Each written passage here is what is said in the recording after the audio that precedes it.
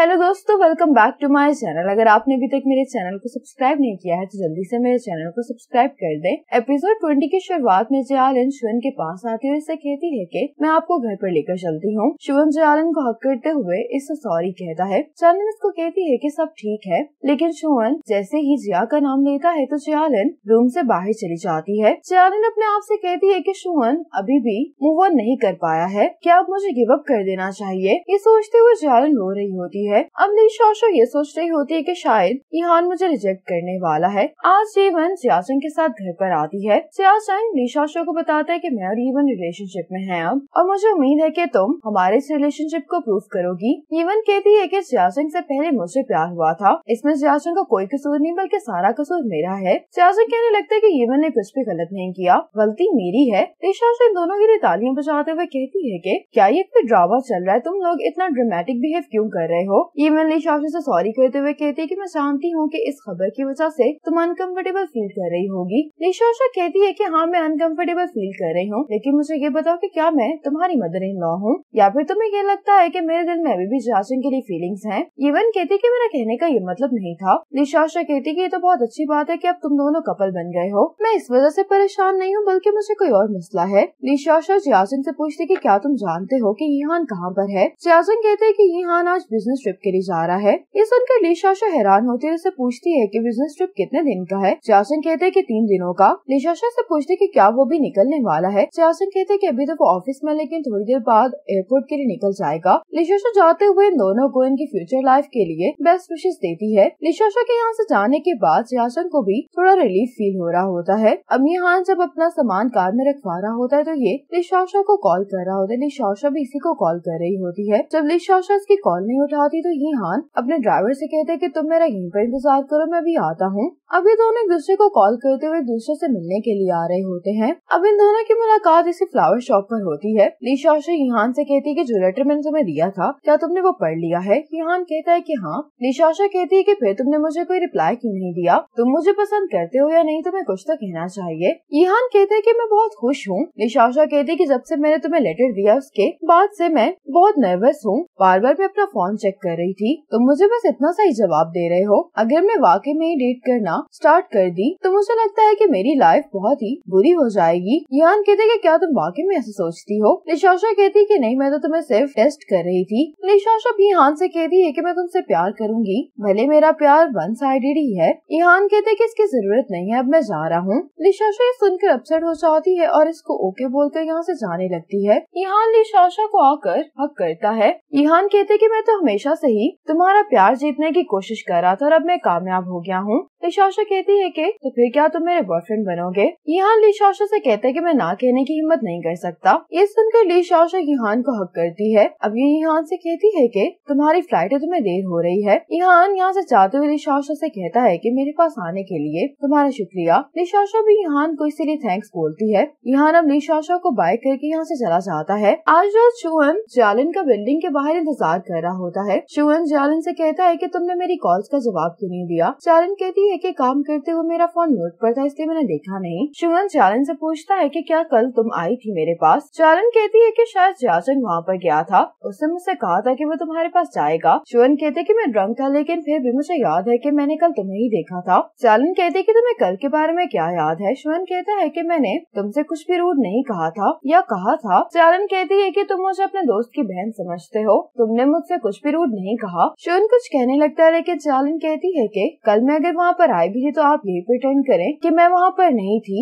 मैं ठीक हूँ, मैं यही उम्मीद करती हूँ कि आप भी ठीक होंगे। कार में बैठकर जियाचंग भी दोनों को देख रहा होता है। ये कहकर जयालन चली जाती है। अब अगली सुबह ली शाओशो यीहान के बारे में सोचकर बहुत खुश हो रही होती। रात में जयालन जब वापस घर आ रही होती तो अचानक से बारिश शुरू हो जाती है। इतने में शिवन जयालन के लिए अम्ब्रेला लेकर यहाँ पर आ जाता है। शिवन जयालन से कहता है कि हम लोग साथ में घर चलते हैं। जयालन शिवन को यहाँ पर देखकर खुश होती है। अब जयालन जब वापस घर पर आती तो उसको ठंड लग चुकी होती है। जयालन के नजर में टेबल पर पड़ती है तो शिवन ने इसके लिए मेडिसिन बना कर रखी होती है। मेडिसिन बॉक्स के ऊपर शिवन ने एक नोट लिखा होता है कि मेडिसिन लेने के बाद तुम आराम कर लेना। ये नोट पढ़कर जयालन अपने आप से कहती है कि शिवन अभी भी मेरी केयर करता है, क्या मुझे कुछ और टाइम इंतजार करना चाहिए। ये अपने आप से कहती है कि मैं थोड़ा और इंतजार कर लेती हूँ। अब जियालिन चुपके से शुअन के बाहर आने का इंतजार कर रही होती है। जियासुंग यहाँ पर आकर कहता है कि शुअन यहाँ पर नहीं है। जियालिन कहती है कि मैं शुअन का इंतजार तो नहीं कर रही हूँ। जियासुंग कहते हैं कि फिर तुम यहाँ पर क्या कर रही हो। जियालिन कहती है कि मैं आपका इंतजार कर रही थी, आज काफी अच्छा दिन है तो मैंने सोचा कि मुझे अपने भाई के साथ घर जाना चाहिए। जियासुंग कहते हैं कि ठीक है फिर हम घर चलते हैं। अब वापस जाते हुए जियासुंग जियालिन से कहता है कि मेरे रूम में जो सेंट मशीन पड़ी थी वो तुमने शुअन के रूम में रख दी है ना। जियालिन कहती है कि शुअन को उसकी ज्यादा जरूरत है, वैसे भी शुअन हमारे घर पर गेस्ट है। जियासुंग इसको कहता है कि तुम शुअन को पसंद करना बंद कर दो। तो जियालिन कहती है कि आपका मसला नहीं है। जियासुंग कहता है कि तुम कैसे कह सकती, मैं तुम्हारा भाई हूँ। जियालिन कहती है कि जब मॉम आपके रिलेशनशिप में इंटरफेयर कर रही थी तब तो आपको बिल्कुल भी अच्छा नहीं लगा था, लेकिन अब आप मेरे रिलेशनशिप में इंटरफेयर कर रहे हैं। जियासुंग कहता है कि तुम अभी यंग हो, मैं नहीं चाहता कि तुम किसी ऐसे इंसान पर अपना वक्त जाया करो जो तुमसे कभी भी प्यार नहीं करेगा। जियासुंग ईवन के पास आकर कहता है कि क्या तुम ठीक हो। ईवन जियासुंग को हक करती है। अब ईवन जियासुंग से कहने लगती है कि पास्ट में मुझे नहीं मालूम था कि हैप्पीनेस क्या होती है। जब भी मेरी लाइफ में कोई गोल होता था तो मैं उसको हासिल करने के लिए अपनी पूरी मेहनत करती थी, और अगर किसी मोमेंट पर मैं अपसेट भी फील किया करती थी तो मैं अपने आप से कहा करती थी कि एंड में सब कुछ ठीक हो जाएगा। जियासुंग कहता है कि हाँ सब कुछ ठीक हो जाएगा। ईवन कहती कि नहीं मैं गलत थी, जब बचपन में मेरी मॉम बीमार हुआ करती थी तो मेरे डैड कुछ भी नहीं किया करते थे, मुझे सब कुछ खुद ही करना पड़ता था। सभी लोग कहा करते थे कि मैं बहुत स्ट्रॉन्ग लड़की हूँ, लेकिन असल में किसी को भी नहीं मालूम कि मेरे पास स्ट्रॉन्ग बनने के अलावा और कोई चॉइस नहीं थी। बड़े होने के बाद मैंने अपने करियर में सक्सेस हासिल की, लेकिन उसके बाद मुझे ये इंजरी हो गई। मॉडलिंग इंडस्ट्री में बहुत कंपटीशन है। जब मैं रिकवर होकर वापस आई तो मेरे लिए कोई जगह ही नहीं थी, तब भी मैं इतना अपसेट नहीं हुई थी, लेकिन अब इस इंजरी के बाद मेरे पास और कोई मौका ही नहीं है। जियासुंग कहता है कि मैं जानता हूँ कि तुमने अपना बेस्ट किया है, लाइफ में हमें सब कुछ वो नहीं मिलता जो हम चाहते हैं। ईवन कहती है कि मुझे लगता है कि अब मेरे गिव अप करने का टाइम आ गया है। मैंने अपने मॉडलिंग करियर को बहुत एंजॉय किया है, इसलिए मुझे कोई रिग्रेट नहीं है। जियासुंग ईवन से कहता है कि तुम वाकई में बहुत स्ट्रॉन्ग हो, लेकिन कई दफा तुम्हें स्ट्रॉन्ग बनने की जरूरत नहीं है, कम से कम जब तुम मेरे साथ हो। जियासुंग कहता है कि इस बात से फर्क नहीं पड़ता कि तुम कहाँ पर जाना चाहती हो, तुम्हें ये बात याद रखनी है कि अब तुम अकेली नहीं रही, मैं तुम्हारे साथ हूँ। आज ईवन मिस बाई के पास जाती है, कहती है कि आपने मुझसे पूछा था ना कि अब अगर मैं मॉडलिंग नहीं कर सकती तो मैं क्या करूँगी। ईवन कहती कि मैंने इस बारे में बहुत सोचा है, मैं कंपनी के साथ अपना कॉन्ट्रैक्ट खत्म करना चाहती हूँ। अब ली शाओशा बस में जा रही होती तो इसको यहान की वीडियो कॉल आती है। ली शाओशा के स्टफ टॉय देखकर कहती है कि ये क्या है। यहान कहता है कि ये मेरा नया दोस्त है जो मुझे तुम्हारे लिए बीजिंग में मिला है। यहान इससे पूछता है कि क्या तुम अपने स्टेशन पर पहुँच गई हो। ली शाओशा कहती है कि हाँ मैं बस पहुँचने वाली हूँ, मैं तुम्हें बाद में कॉल करूंगी। ये कहकर ये कॉल बंद कर देती है। अब ली शाओशा जब अपने स्टॉप पर उतरती है तो ये स्टफ टॉय यहाँ पर पड़ा होता है। इस स्टफ टॉय को देखकर ली शाओशा यहान को देखने लगती है। इतने में यहान सामने से आ जाता है, कहता है कि तुम रियल में ज्यादा सुंदर लगती हो। ली शाओशा कहती है कि तुमने तो कल वापस आना था ना। यहान कहता है कि मैं तुम्हें मिस कर रहा था। ये सुनकर ली शाओशा यहान को हक करती है। ली शाओशा अब इस स्टफ टॉय के आउटफिट की तारीफ कर रही होती है। यहान कहता है कि ये आउटफिट एक यंग डिजाइनर ने डिजाइन किया है। यहान ली शाओशा से डॉल लेकर इसका हाथ पकड़ लेता है, कहता है कि क्यों ना हम कल एक पार्टी ऑर्गेनाइज करें। ली शाओशा कहती है कि पार्टी किस लिए। यहान कहता है कि हम पार्टी में अनाउंस करेंगे कि हम रिलेशनशिप में हैं। मेरे घर पर बहुत अच्छी वाइन है। ली शाओशा कहती है कि तुम्हारे घर जाना काफी जल्दी नहीं है। यहान कहता है कि तुम पहले भी तो मेरे घर पर आ चुकी हो, क्या तुम हवाई ट्रिप भूल गई हो। ली शाओशा कहती है कि ड्रिंक करने की वजह से मुझे ज्यादा कुछ याद नहीं है। अब शुअन यहाँ से गुजरते हुए यहान को देख लेता है। ली शाओशा जैसे ही शुअन को देखती है तो ये यहान से अपना हाथ छुड़वा देती है। शुअन यहान से कहते कि तुम तो बिजनेस ट्रिप पर गए हुए थे ना। यहान कहते कि मैं जल्दी वापस आ गया हूँ। शुअन कहते कि तुम दोनों साथ में क्यों वॉक कर रहे हो।